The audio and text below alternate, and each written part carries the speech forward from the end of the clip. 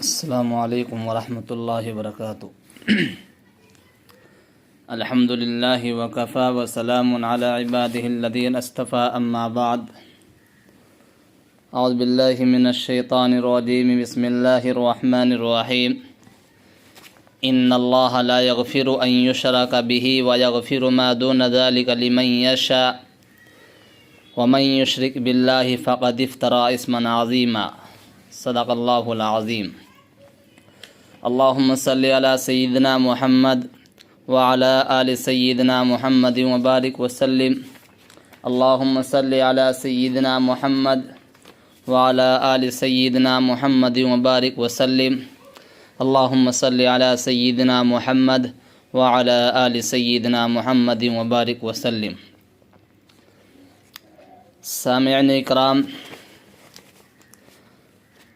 آج کی جو تقریر کا عنوان ہے وہ ہے الحاد اور ارتداد کی جانب امت مسلمہ کا بڑھتا ہوا قدم۔ اللہ تبارک و تعالی اپنے پیارے قرآن مجید کے اندر ارشاد فرماتا ہے کہ اللہ شرک کو معاف نہیں کرتا، اس کے ماں سوا دوسرے جس قدر گناہ ہیں وہ جس کے لیے چاہتا ہے معاف کر دیتا ہے۔ اللہ کے ساتھ جس کسی نے شرک کیا اس نے تو بہت ہی بڑا جھوٹ تصنیف کیا اور بڑے سخت گناہ کی بات کی۔ سامعین کرام،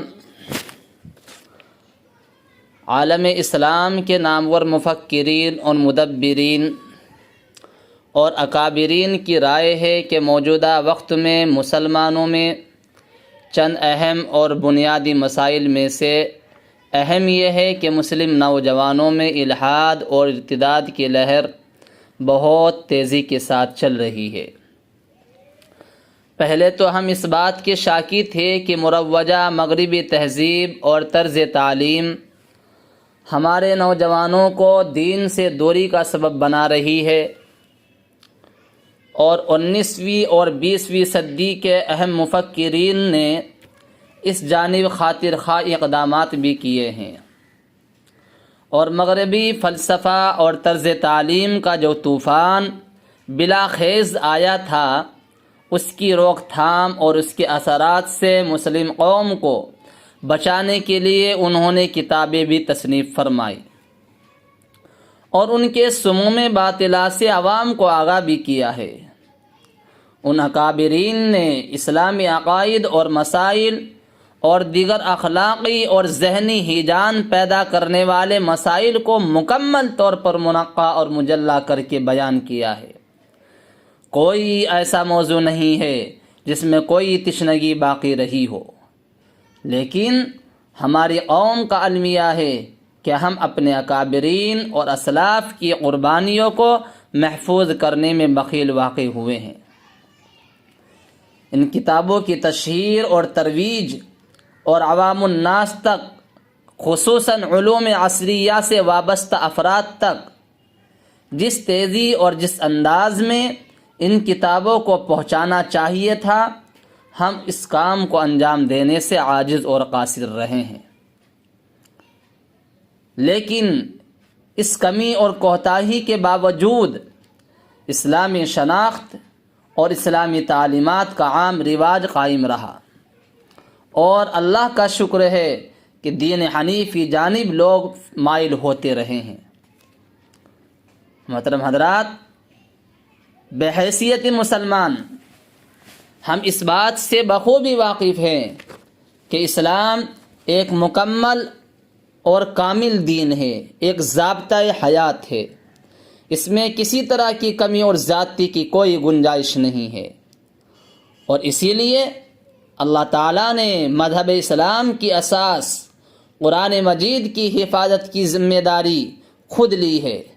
اللہ تعالیٰ فرماتا ہے انا نحن نزلنا الذکر وانا لہ لحافظون، ہم نے ہی اس کو اتارا ہے اور ہم اس کی حفاظت کی ذمہ داری لیتے ہیں۔ اور احادیث مبارکہ کی حفاظت و صیانت کے لیے ایسے نادر اور نایاب انسانوں کو پیدا فرمایا جنہوں نے تدوین حدیث کے لیے محیر العقول کارنامے انجام دیے ہیں۔ ائمہ احادیث اور ائمہ اسماء الرجال کے حالات زندگی ہمیں بتاتے ہیں کہ ان حضرات نے علم حدیث کے مختلف گوشوں کو اس طور پر منضبط کر دیا ہے کہ یہ تمام احادیث اب تک اپنی اصلی حالت میں برقرار ہیں۔ اللہ تعالیٰ نے یہ انتظام اس لیے کرایا کیونکہ اب کوئی دین، کوئی شریعت آنے والا نہیں ہے، اور کوئی دین آنے والا نہیں ہے، کوئی نبی آنے والا نہیں ہے، کوئی کتاب اب آنے والی نہیں ہے۔ یہ دین، یہ شریعت، یہ کتاب، یہ نبی سب آخری ہے، یہ آخری دین ہے۔ اس لیے اس کی صحیح تعلیمات کا باقی رہنا اور باقی رکھنا ضروری ہے۔ آج اسی اسلامی تعلیمات اپنی تمام تر کوشش اور حقانیت کے باوجود اجنبی اور غیر مانوس ہوتی جا رہی ہے، اور اسلامی تعلیمات سے دوری برتنے والے اور اس کے منصوص مسائل میں تخفیف پیدا کرنے کی کوشش کرنے والے وہ افراد ہیں جنہیں بادی النظر میں قوم کا اشرافیہ تصور کیا جاتا ہے۔ محترم حضرات، بلکہ قرآن مجید میں صراحت کے ساتھ مذکور ہے، جو میں نے خطبے کے اندر آیت پڑھی، ان اللہ لا یغفر ان یشرک بہ ویغفر ما دون ذلک لمن یشاء ومن یشرک باللہ فقد افتری اثما عظیما۔ یقیناً اللہ اس بات کو معاف نہیں کریں گے کہ اس کے ساتھ شرک کیا جائے، اور اس کے سوا جس گناہ کو چاہیں گے، جس کو چاہیں گے معاف فرما دیں گے، اور جو اللہ کے ساتھ شریک کرے وہ حق سے دور جا پڑا۔ مذکورہ آیات میں اس بات کی صراحت ہے کہ شرک ایسا گناہ ہے جس کی بخشش نہیں ہوگی۔ ان الشرک لظلم عظیم، اور شرک کرنے والے ہمیشہ اللہ کی رحمت سے دور رہیں گے۔ سامعین کرام، احادیث مبارکہ میں جگہ جگہ رسول اکرم صلی اللہ علیہ وسلم نے شرک کی قباحت اور اس کی ہوناکی سے امت کو متنبہ کیا ہے اور اس سے دور رہنے کی تلقین فرمائی ہے۔ شرک کی ایک قسم تو واضح ہے کہ خدا کی ذات میں کسی کو شریک ٹھہرایا جائے، یعنی خدا کے علاوہ کسی اور کی عبادت اور پرستش کرنا، اور اس سے مرادیں اور منتیں مانگنا، حاجتیں پوری کرانا۔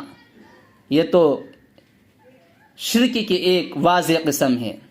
دوسری قسم شرک فی الصفات ہے، یعنی کسی انسان یا دیگر مخلوق کے متعلق عقیدہ رکھنا کہ فلاں سے فلاں کام ہو جائے گا، کسی کی قبر پر چادر چڑھا کر ہم کو ہماری فلاں منتیں پوری ہو جائے گی، فلاں کام بن جائیں گے۔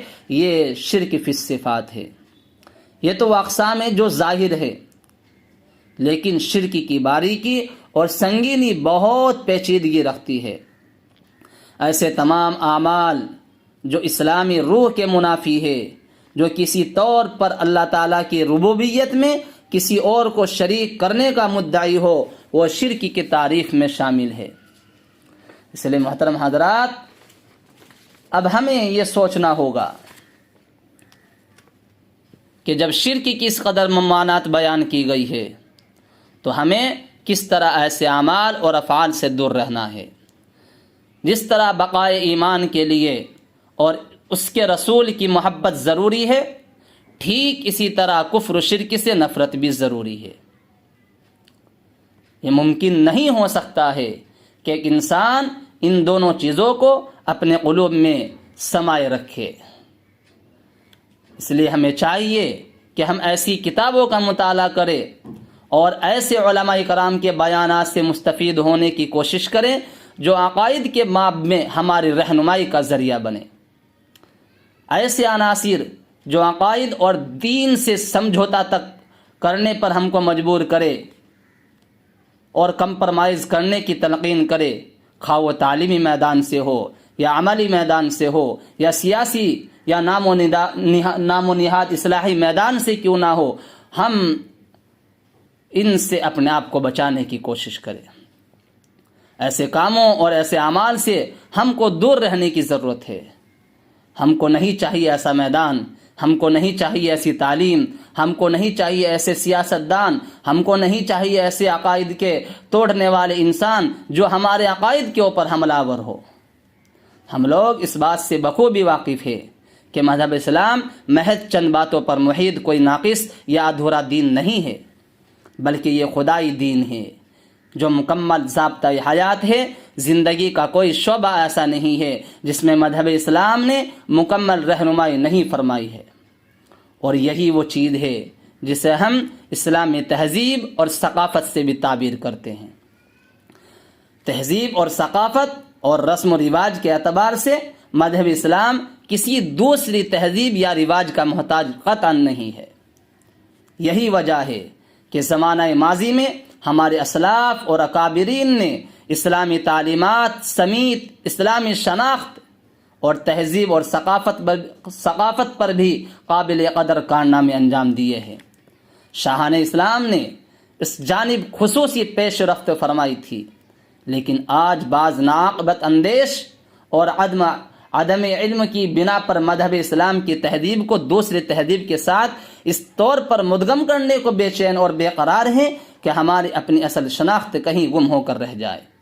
اس لیے محترم حضرات، ضروری ہے کہ ہم ایسے اعمال اور افعال سے اجتناب برتے جو ہمیں اسلامی تعلیمات اور شناخت سے دور کرے۔ اس لیے آپ سے درخواست ہے کہ بڑھتے ہوئے اس ناسور سے، الحاد و ارتداد کے اس دور سے اپنے آپ کو، اپنے بچوں کو، اپنی سوسائٹی کو، اپنے سماج کو بچانے کی کوشش کرے۔ اللہ تعالی ہمیں دین مستقیم پر گامزن فرمائے۔ السلام علیکم ورحمۃ اللہ۔ اس پر سوچئے گا ضرور۔